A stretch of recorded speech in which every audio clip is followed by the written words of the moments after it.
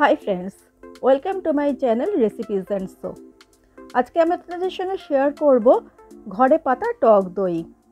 তবে পুরোপুরি টক দই আমি করিনি, কিছুটা সুগার আমি এর মধ্যে অ্যাড করেছি যাতে করে এর মধ্যে বেশ একটা টক মিষ্টি ভাইব আসে। তার জন্য নিয়ে নিয়েছি আমি 1 লিটার দুধ। দুধটা মোটামুটি ভালো করে জাল দিয়ে নেব, আর চেষ্টা করতে হবে যাতে করে শর্টটা না পড়ে। এর জন্য দুধটা বারবার করে নাড়তে হবে।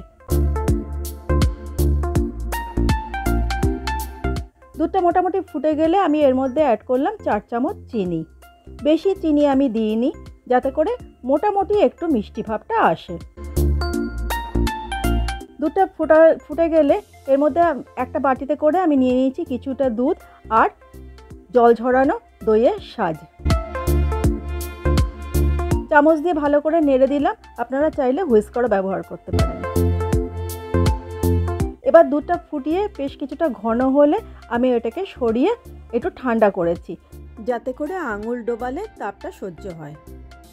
এবার যে ক্যাসারোলের মধ্যে আমি দইটা পাতবো তার মধ্যে দিয়ে দিলাম দই মেশানো দুধটুকু।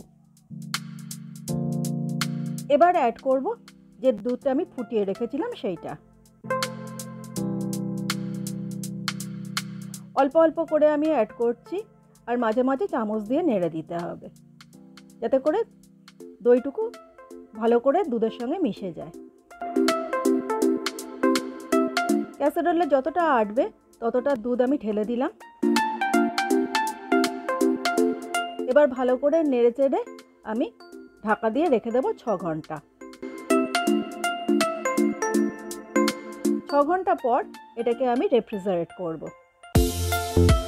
একবেলা রেফ্রিজারেট করে দেখুন কেমন ঘন শক্ত দই তৈরি হয়ে গেছে। আপনারা বাড়িতে এটা অবশ্যই চেষ্টা করবেন, আর কেমন হলো আমাকে জানাবেন। ভিডিওটা ভালো লাগলে শেয়ার করতে ভুলবেন না, আর লাইক তো অবশ্যই দেবেন। ওকে, বাই।